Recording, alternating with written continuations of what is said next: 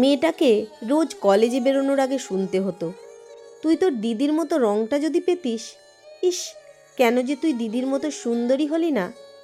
ইস, তোর দিদি সব দিকে এক্সপার্ট, যেমন রেজাল্ট তেমনি দেখতে।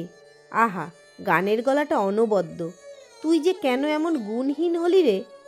বাবা মা আত্মীয় সকলের গলায় আক্ষেপ ছিল শ্যামলা বেটে মোটা হাই পাওয়ারের চশমা পরা মিডিওকার মেয়েটিকে নিয়ে, যার দিদি আবার মারাত্মক সুন্দর, ভীষণ ব্রিলিয়ান্ট, দারুণ কণ্ঠের অধিকারিণী। না না, আপনি ঠিক বুঝবেন না।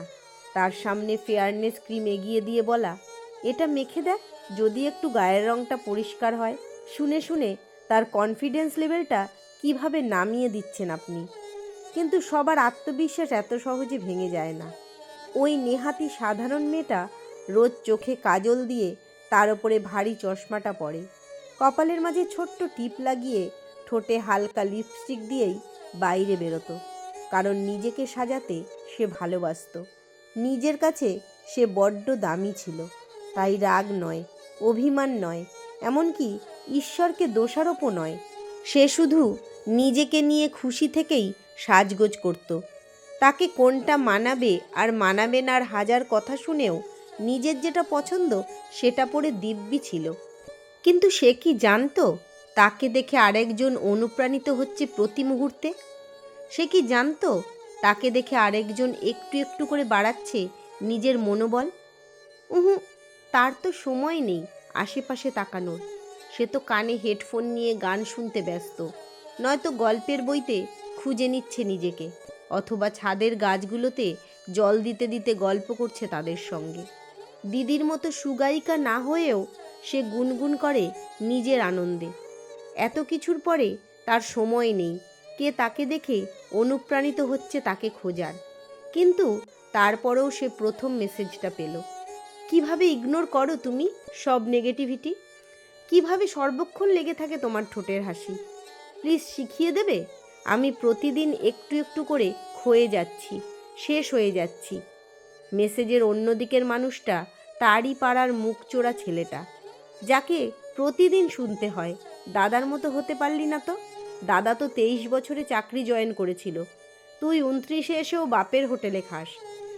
একই বাড়ির ভাত খেয়ে স্কুলে যেতিস, দাদা আজীবন ফার্স্ট হলো, আর তুই 10-এর মধ্যেও থাকতে পারলি না। না, ছেলেটা ইগনোর করতে পারে না কথাগুলোকে, বরং রক্তক্ষরণ হয় তার। হঠাৎই তার চোখে পড়েছিল মেয়েটাকে, পাড়ারই মেয়ে। সবাই ওকে নিয়ে অনেক কিছু বলে, দিনরাত ওর দিদির সঙ্গে তুলনা করে। তারপরেও মেয়েটার ঠোঁট থেকে হাসি সরে না। ভারী মিষ্টি মেয়েটার মুখটা, বড় মায়া জড়ানো। বসন্তের এক মুঠো টাটকা বাতাসের মতো অনেকটা আনন্দ বয়ে নিয়ে চলে মেয়েটা নিজের সঙ্গে। চশমার ভেতরের চোখ দুটো যেন সর্বদা বাগময়। মেয়েটার সঙ্গে দেখা হলো, সমাজের চোখে হেরে যাওয়া ব্যর্থ দুজন ছেলেমেয়ের দেখা হলো। কখন যে সমাজকে বুড়ো আঙুল দেখিয়ে ওরা এ নীল গ্রহ থেকে ছিনিয়ে নিতে শুরু করলো টুকরো টুকরো আনন্দগুলো, সেটা এ সমাজের কেউ টের পেল না।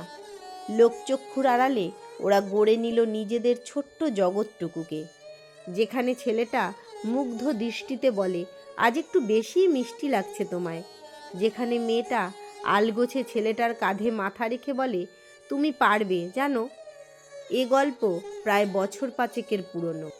আজ ওদের নিজেদের জয়েন্ট বিজনেস শুরু হলো একসঙ্গে পথ চলা। রেজিস্ট্রি ম্যারেজ করেছিল বলে দুই বাড়িতেই একটু অসন্তোষ হয়েছিল। ওরা ওদের নিজেদের জগতে আর কাউকে ঢুকতেই দেয়নি। দুজনের বিশ্বাসের মূল্য দুজনেই রেখেছে। তুমি পারবেই থেকে ওরা পারলো থেকেই আরও অনেকে পারবে। জিতে যায় ভালোবাসাগুলো, জিতে যায় একসঙ্গে দেখা স্বপ্নগুলো। কিছু গল্পের শেষে দেখা যায় বিশাল কিছু মন্ত্র ছিল না, একটাই মন্ত্রে বিশ্বাসী ছিল তারা, আমরা পারবই। এদের মিলিয়ে দিল কে? অবহেলা খুব খারাপ নয় তাহলে।